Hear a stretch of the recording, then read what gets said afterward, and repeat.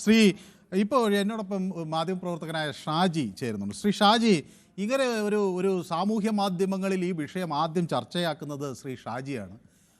ഇങ്ങനെ മമ്മൂട്ടിക്ക് വേണ്ടി മോഹൻലാൽ പ്രാർത്ഥിച്ചു എന്നതിനെ വിമർശിച്ചുകൊണ്ട് അബ്ദുള്ള ഒരു ഫേസ്ബുക്ക് കമൻറ്റ് നടത്തുകയാണ്, അദ്ദേഹത്തിൻ്റെ വീഡിയോയിലൂടെ നടത്തുകയാണ്. ഇതിനെതിരെ കേരളം ഉണരണമെന്ന് ശ്രീ ഷാജിക്ക് ആ ഘട്ടത്തിൽ തന്നെ തോന്നാൻ ഉള്ള കാരണം എന്തായിരിക്കും? ഇതില് വലിയൊരു പ്രശ്നം എന്താ വെച്ചാല്, ഒരു മതത്തിൽപ്പെട്ട ഒരാള് മറ്റൊരു മതത്തിൽപ്പെട്ട ഒരു വ്യക്തിക്ക് വേണ്ടി വളരെ സ്വകാര്യമായി നടത്തിയ ഒരു പ്രാർത്ഥന. ആ പ്രാർത്ഥന ഒരു കാലഘട്ടത്തിൽ ഇത് കേരളത്തില് നടക്കാത്ത കാര്യമൊന്നുമല്ല. ഒരുപാട് മനുഷ്യർ അങ്ങനെയൊക്കെ ചെയ്തിട്ടുണ്ട്. ഇപ്പൊ ഞാനൊന്നും ഒരു സംഘടിതമായ ഏതെങ്കിലും മതത്തിൽ വിശ്വസിക്കുന്ന ആളോ മതത്തിന്റെ ആളോ അല്ലെങ്കിൽ ഏതെങ്കിലും മതത്തിന് പ്രത്യേകമായി സപ്പോർട്ട് ചെയ്യുന്ന ആളോ അല്ല. പക്ഷേ ഇന്നത്തെ കേരളത്തിലെ അവസ്ഥയിൽ ഒരുപാട് അവിശ്വാസത്തിന്റെയും പരസ്പരമായുള്ള ആദരവില്ലായ്മയുടെയും പരസ്പരമുള്ള വിദ്വേഷവും വെറുപ്പും ഒക്കെ നിലനിൽക്കുന്ന ഒരു കാലഘട്ടത്തില് ഒരാൾ മറ്റൊരാൾക്ക് വേണ്ടി പ്രാർത്ഥിക്കുന്നു. അപ്പോ ആ ഒരു കൺസെപ്റ്റിനെയാണ് നമ്മൾ ഉൾക്കൊള്ളുന്നത്. അതൊരു ആശ്വാസമാണ്, അതൊരു സന്തോഷമാണ്.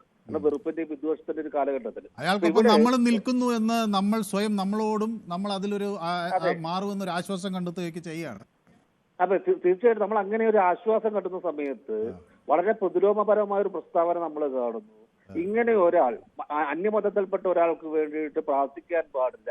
അങ്ങനെ ആർക്ക് വേണ്ടി പ്രാർത്ഥിച്ചോ ആ പ്രാർത്ഥിക്കപ്പെട്ട അതിന്റെ ഗുണം കിട്ടുന്നയാള് അത് മാപ്പ് പറയണം, അല്ലെങ്കിൽ അയാള് മതത്തിന്റെ മുന്നിൽ കുറ്റക്കാരനായി നിൽക്കുന്നു എന്ന തരത്തിലുള്ള വളരെ പ്രതിലോമപരമായ വിധ്വംസകമായിട്ടുള്ള ഒരു തരത്തിലും ന്യായീകരിക്കാൻ പറ്റാത്ത ഒരു പ്രസ്താവനയാണ് വരുന്നത്. അപ്പൊ അത് നമ്മൾ നോക്കുമ്പോൾ അബ്ദുള്ളയെ പോലെ ഒരാൾ, കാരണം അബ്ദുള്ള എന്ന് പറഞ്ഞാൽ നമുക്കറിയാം എത്രയോ കാലങ്ങളായി കേരളത്തിന്റെ സമൂഹത്തിന്റെ ഉള്ളിൽ വളരെ പ്രതിലോമപരമായ ചിന്തകൾ തൊടുത്തുകൊണ്ടിരിക്കുന്ന ഒരാളാണ്. അദ്ദേഹം ഒരിക്കലും ഒരു മതസൗഹാർദ്ദത്തിന്റെയോ നന്മയുടെയോ ജനാധിപത്യത്തിന്റെയോ മതേതര മൂല്യങ്ങളുടെ ഒരു കാവൽക്കാരനാണെന്ന് എനിക്ക് തോന്നിയിട്ടില്ല.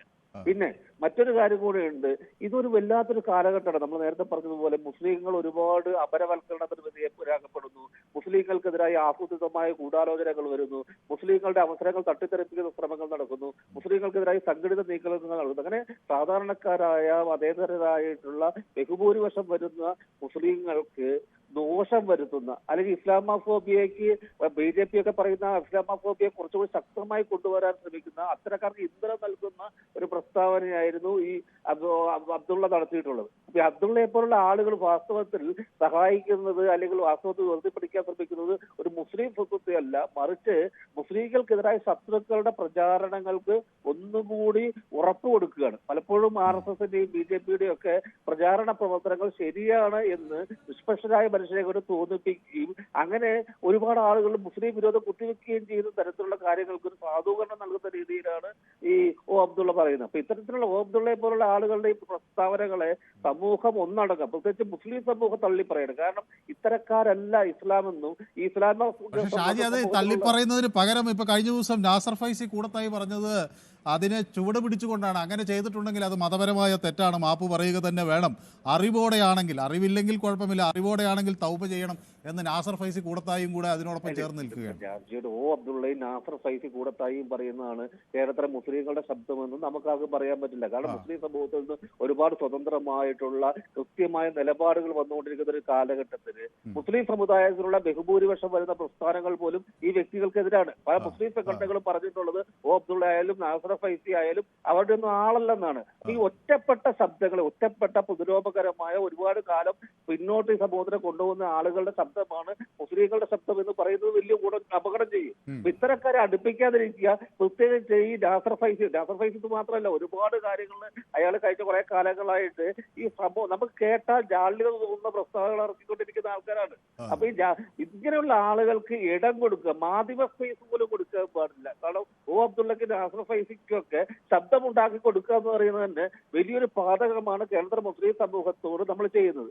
അതുകൊണ്ട് കേരളത്തിലെ ഒരു മുസ്ലിം സമൂഹത്തിന്റെ എല്ലാ കാലത്തും, പ്രത്യേകിച്ച് മലപ്പുറം ജില്ലയിലൊക്കെ നടക്കുന്ന ഒരു മതസൗഹാർദ്ദത്തിന്റെയും നന്മയുടേതായ ഒരു വലിയ മാതൃകകളെ തകർത്ത് കളയുന്ന ഒരു സംഭവമാണ് ഈ നാസർ ഫൈസി കൂടത്തായി ഈ അബ്ദുള്ളയെ പോലെയുള്ള ആൾക്കാർ ചെയ്യുന്നത്. അപ്പൊ അതിന് കൂട്ടുപിടിക്കുകയല്ല ചെയ്യുക, അവർ ശബ്ദം കൊടുക്കുകയല്ല ചെയ്യേണ്ടത്, അവരെ ഇല്ലാണ്ടാക്കുക, അവരെ അവഗണിച്ച് തള്ളിക്കളയുക എന്നുള്ളതാണ് മതേതര സമൂഹം ചെയ്യേണ്ടത്.